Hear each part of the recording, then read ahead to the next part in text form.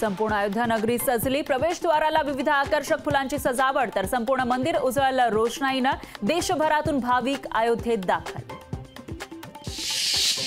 राम मंदिर सोहळ्याला उरले काही तास। राम मंदिरातील गाभाऱ्यामध्ये रामाची मूर्ती विराजमान। श्रीरामाच्या मूर्तीचे डोळ्याचे पारणे फिरणारं रूप कर्नाटकचे मूर्तिकार अरुण योगीराज यांनी घडवली मूर्ती। मूर्तीवरील प्रत्येक चिन्ह विशेष प्रकारच्या ऊर्जेचं प्रतीक। अवघे विश्वची राममय, ठिकठिकाणी कार्यक्रमांचं आयोजन। कुठे दिव्यांची रोषणाई, तर कुठे साकारलं प्रतिराम मंदिर। आरक्षण संपवण्याचा घाट घातला जातोय। छगन भुजबळांचा जरांगेंवर आरोप। आम्ही एका जातीसाठी लढत नाही, भुजबळांचं स्पष्टीकरण। सगळे सोयरेबाबत मागणी कायद्यात बसणारी नाही, तरी सरकार तपासून पाहणार। जरांगेंनी थोडं सबुरीनं घ्यावं, दीपक केसरकरांचा सल्ला।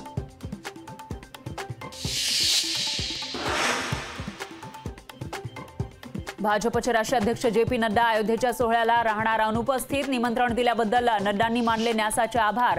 प्राणप्रतिष्ठा सोहळ्यानंतर सहपरिवार जाणार, नड्डांची माहिती।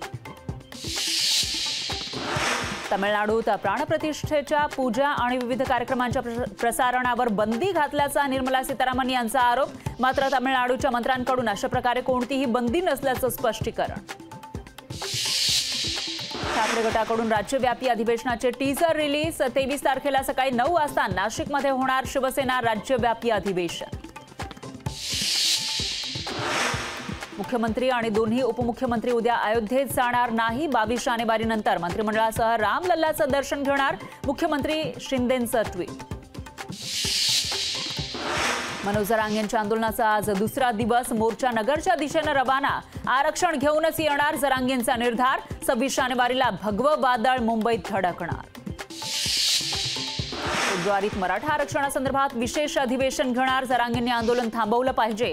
आंदोलनानं जनतेला त्रास होणार, मुख्यमंत्री शिंदेंचं वक्तव्य।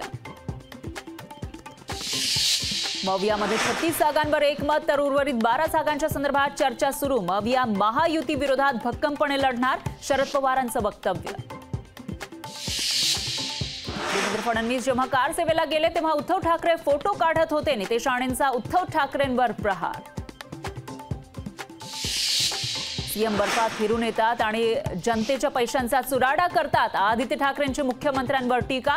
पुन्हा यांची सत्ता आली तर मंत्रालय देखील गुजरातला जाईल। आदित्य ठाकरेंचा राज्य सरकारवर हल्लाबोल।